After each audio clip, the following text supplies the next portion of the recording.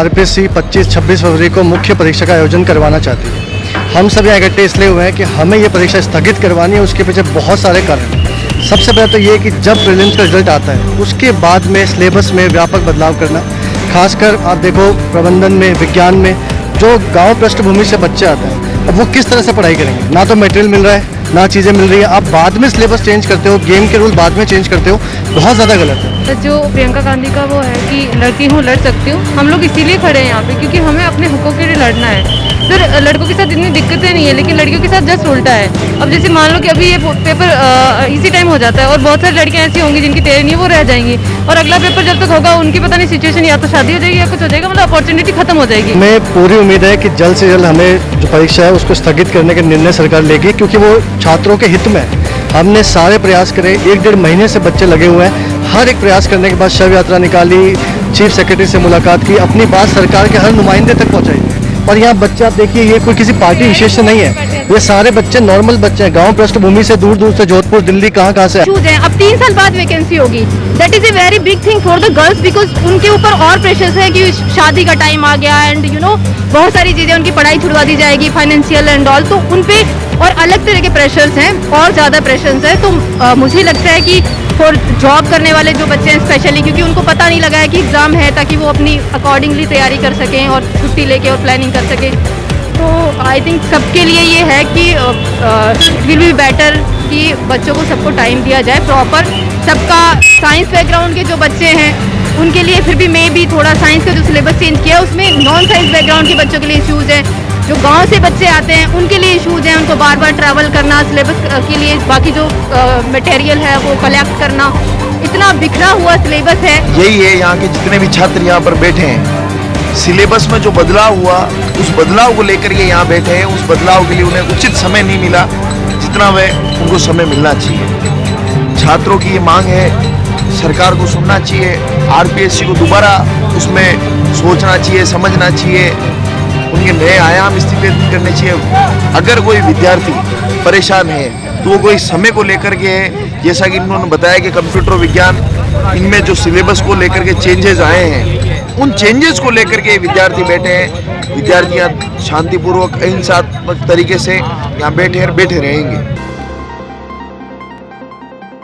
नमस्कार, मेरा नाम है हर्ष पाचर और आप देख रहे हैं राजव्यवस्था। अभी हम खड़े हैं राजस्थान यूनिवर्सिटी में और आप देख सकते हैं कि जैसे कि जो मांग जो इस राज्य के जो भविष्य, इनके जो ब्यूरोक्रेट्स लगेंगे आगे जाके इस सरकार में, इस राज्य को सुधारने के लिए, तो जो प्री क्लियर करके आए हैं तो उनकी एक समस्या है, जो काफ़ी दिनों से ये प्रदर्शन कर रहे हैं, अपनी मांग सरकार को रख रहे हैं। लेकिन कल आरपीएससी के द्वारा एक वो जारी करा गया कि नहीं, जो तिथि है उसी पे एग्ज़ाम होगा।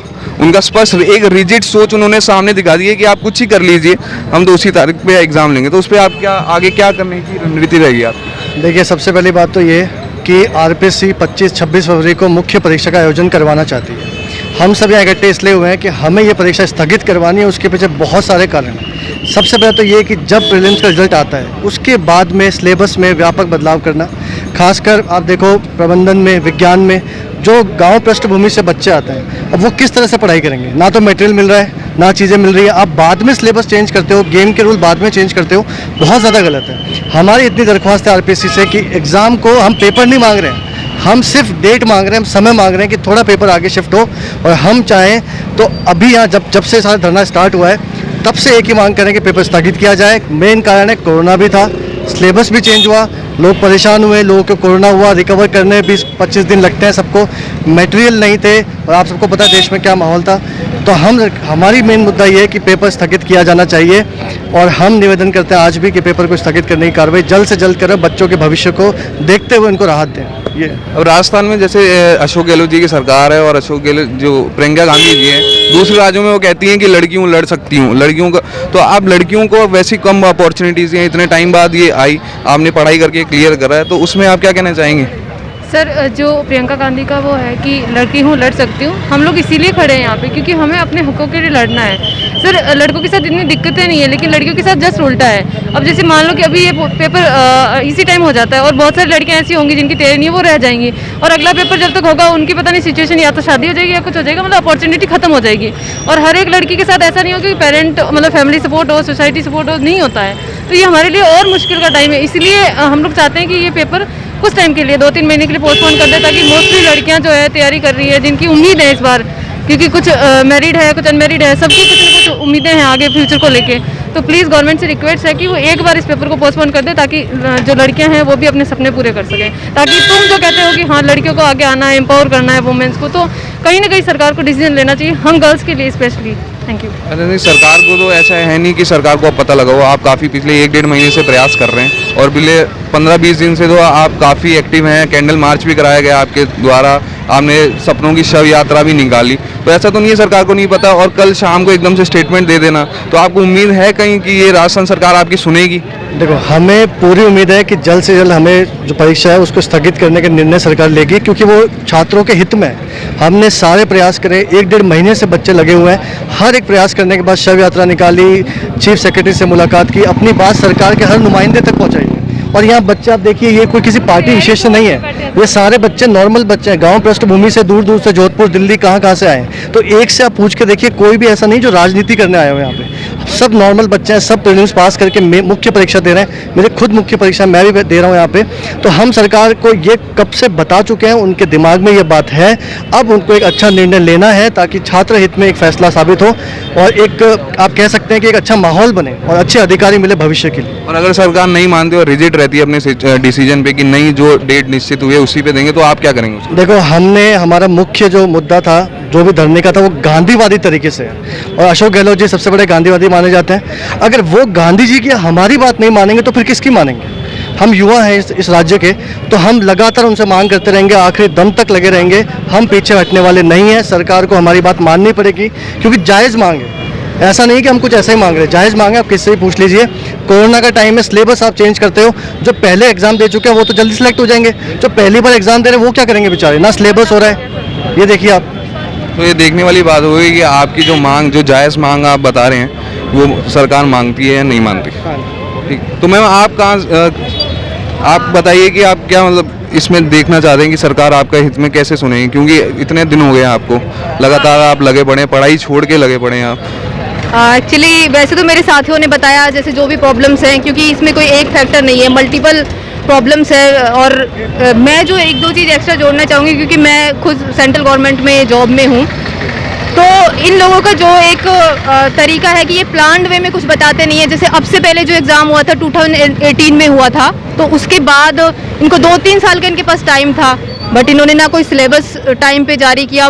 प्रीलिम का रिजल्ट आने के बाद ये लोग मेंस का सिलेबस इशू कर रहे हैं, तो that is a very wrong thing, because एक कॉन्स्टिट्यूशनल बॉडी से आप इस तरह की एक्सपेक्टेशंस नहीं रख सकते हैं। जब उनकी कोई प्लानिंग नहीं है प्रॉपर, तो उसके अकॉर्डिंग हम अपने आप को कैसे तैयार करें?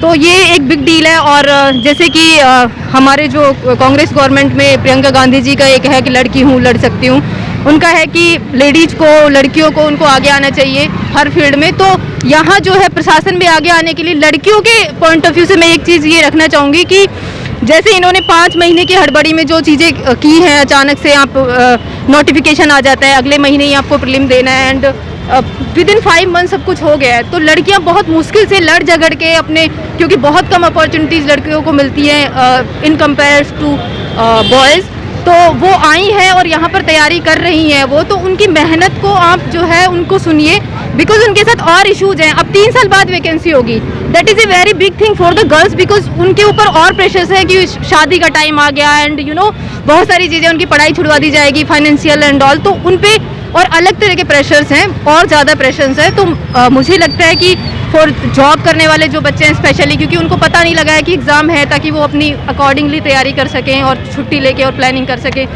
तो आई थिंक सबके लिए ये है कि इट विल बी बेटर कि बच्चों को सबको टाइम दिया जाए प्रॉपर।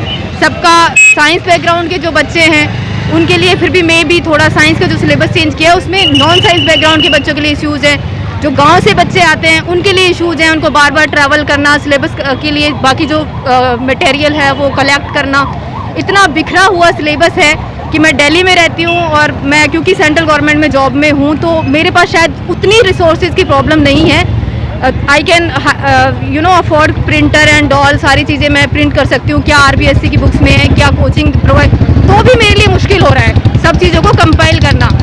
तो बाकी जो बच्चे हैं जो ग्रामीण पृष्ठभूमि से आते हैं और जिनके लिए रिसोर्सेज की और बाकी चीज़ों की दिक्कत है, तो उनके लिए 3 महीने बस ऊहा-पोहा में निकल गए कि कैसे क्या क्या चीज़ इकट्ठी करें। सिलेबस में इतने सारे सब्जेक्ट हैं, तो सबके लिए ही ये जो है बहुत ही इनजस्टिस है ये जो ये हो रहा है। और एक कॉन्स्टिट्यूशनल बॉडी है, इसलिए हम उनसे भी उम्मीद करते हैं कि वो हमारी मांग को सुनेंगे, और सरकार से भी हमें बहुत उम्मीदें हैं कि वो बहुत ही जल्दी पोस्टपोन का नोटिफिकेशन निकल रहा है। सरकार अगर नहीं मानती तो आपके एग्जाम देंगे या फिर क्या करेंगे आप?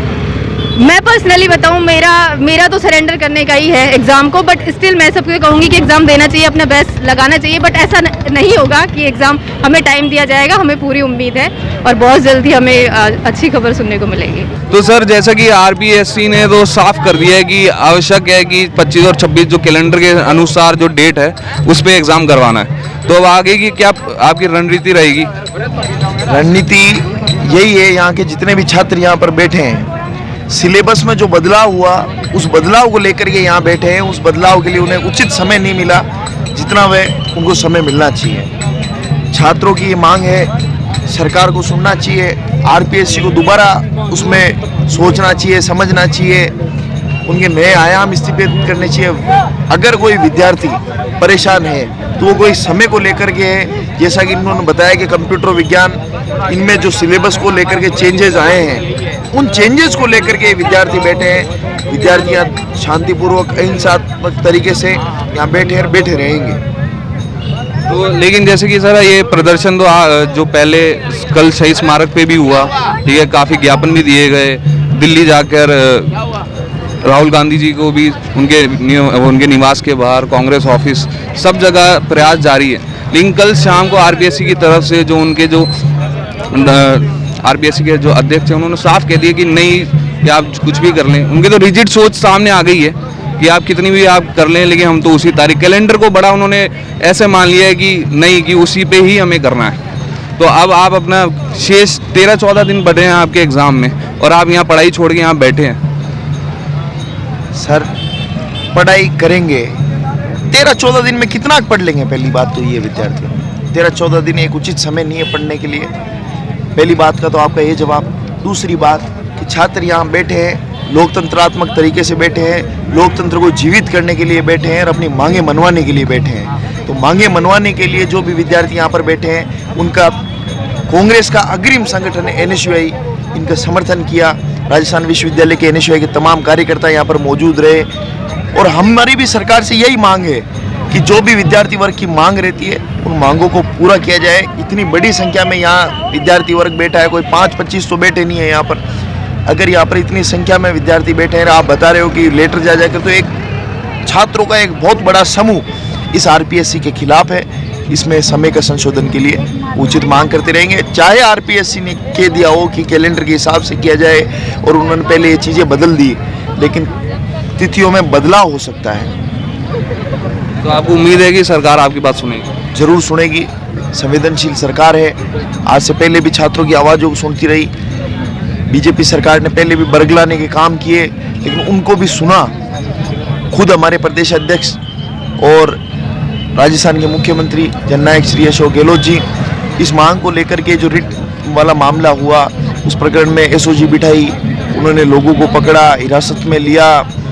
उसके बाद में जो परीक्षा उन्होंने कैंसिल की, उन पर उनका भी मानना नहीं था, लेकिन विद्यार्थियों का एक बहुत बड़ा समूह वो जो बरगलाने की कोशिश की, वो भ्रमित हुए भी, जिसके कारण उन्होंने परीक्षा भी रद्द की। तो हम ये मान सकते हैं कि छात्रों के लिए भी ये सरकार संवेदनशील है, और छात्र इतने मोटे आयाम पर बैठे हैं, एक जाजम पर बैठे हैं, इतने सारे विद्यार्थी बैठे हैं, तो सरकार जरूर सुनेगी। आप जैसे कह रहे हैं सरकार काफ़ी संवेदनशील है, तो फिर बार बार ऐसा क्यों राजस्थान में देखने को मिल रहा है कि चाहे वो रीट का बच्चा हो, चाहे एसआई का बच्चा हो, और अब आरएस के बच्चे हो?